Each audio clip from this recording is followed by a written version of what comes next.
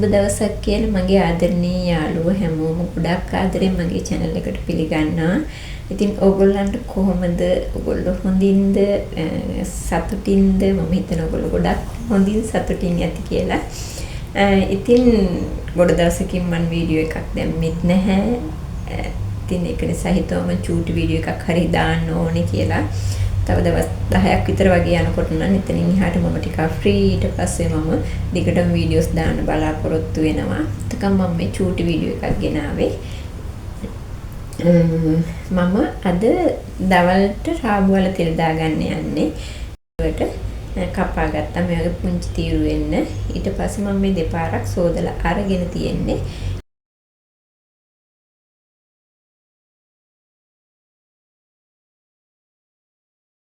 ඊපස්සේ අන්තිමට මම වතුරට දාලා රාබු වල ටික වතුරට දාලා මම ලුණු හැන්දක් විතර දාලා විනාඩි 2ක් විතර තියෙන්න අරිනවා.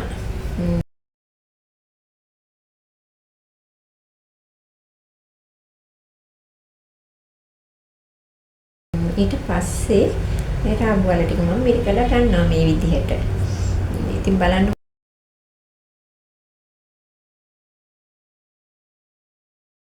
ඊට පස්සේ මම මොකද කරන්න කියලා රාබු වල ටිකට අවශ්‍ය කරන කලමනා ටික දාන්න තමයි මම දැන් යන්නේ. ඉතින් මම ලුණු ටිකක්, අමිරිස් කරල් 2-3ක්, රම්පේ කරපිංචා ටිකක් එකතු කරනවා. ඊට පස්සේ මම මේකට කහ කුඩු ටිකක් දා ගන්නවා. අවශ්‍ය ප්‍රමාණයට ලුණු ටිකක් එකතු කර ගන්නවා. ඉතින් ඊට පස්සේ මම මේ ටික හොඳට කලවම් කර ගන්නවා.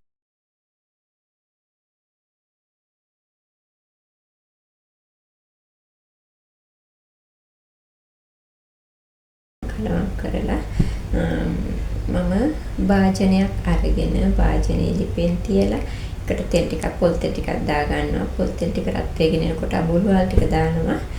ඉතින් මේ අබුළු වල දාපුවම රසක් එකතු වෙනවා මේකට. ඊට පස්සේ මම කලවම් කරගත්ත රාබු වල ටික එකතු කරනවා. ඉතින් මේකට මම වතුර ගොඩාක් දාන්න යන්නේ නැහැ. මොකද මේක තැම්බුණාම මට නම් රස නැහැ. ගොඩක් තැම්බුණාම ඒක නිසා මේකේ රාබු අලෙත් වතුර ගතිය වගේ තියෙන නිසා වතුර මේස හැන්දක් දෙකක් වගේ බොහොම පොඩ්ඩක් මම දානවා. පොඩ්ඩක් මේක තැම්බෙන්න. ඉතින් මේක මම වතුර ටික දාලා මඳ ගින්නේ තැම්බෙන්න අරිනවා. ගොඩක් ගින්දර වැඩි කරන්නේ නැතුව මේ විදිහට.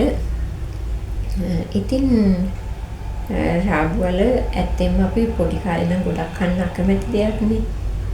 ඕගොල්ලන්ට මතක ඇති ඕගොල්ලොත් එහෙම වෙන්න ඇති කියලා හිතනවා මම නම් පොඩි කාලේ රාබු වල කන්න හරිම අකමැති. ඉතින් අම්මා එතකොට ඇවිල්ලා කියනවා මේවා කන්න කියලා බල කරන ගුණයි කන්න මුත්‍රා අමාරුවට හොඳයි. මුත්‍රා හොඳට පිට වෙනවා. මේවා කන්න වකුගඩු වලට හොඳයි. බඩේ අජීර්ණ වලට හොඳයි කියලා ගොඩක් දේවල් කියනවා. ඉතින් එතකොට ඉතින් අපිට එච්චර තේරෙන්නේ නැහැ. කන්න නැත්තම් කන්නේ තමයි ඉතින් නේද? දැන් නම් ඉතින් අනිවාර්යෙන්ම ගියොත් පොළට ගියොත් මාකට් ගියොත් අනිවාර්යෙන්ම අරගෙන එනවා. ගුණ දන්න නිසා. දැන් නම් ඉතින් ආසාවෙන් කන කෑමක්. බලමුකෝ දැන් අපේ රාබු එකට මොකද වෙලා තියෙන්නේ කියලා. රාබු එක දැන් තැම්බීගෙන එනවා. තැම්බිලා තියෙන්නේ ඉතින් බලන්න ලස්සන පාටක් තියෙනවා. මොකද මම මේකට 3-5 මිරිස් මොකුත් එකතු කරලා නැහැ. ඉතින් මේකට මිරිස් එකතු කරන්නේ නැත්නම් කෙමිරිස් කුඩු හරි කෑලි මිරිස් හරි එකතු කරන්නේ නැත්නම් ඔයාලට පුළුවන් නම් මිරිස් කරලක් දෙකක් වැඩිපුර දාලා මේකේ සැර ගන්න.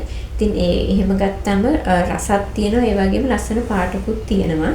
මේක ගොඩාක් තම්බන්න එපා. ගොඩක් තම්බුවාම මේකේ නියම රස එන්නේ නැහැ. බාගෙට වගේ තම්බලා ගත්තම හොඳ රසක් තියෙනවා. අපිට බත් ගොඩක් කන්න පුළුවන් මේකත් එක්ක. එතකොට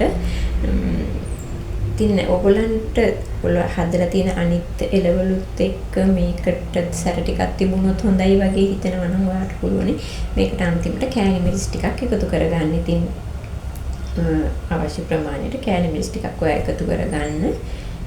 එහෙමත් ඉතින් නරකම නැහැ. හොඳයි.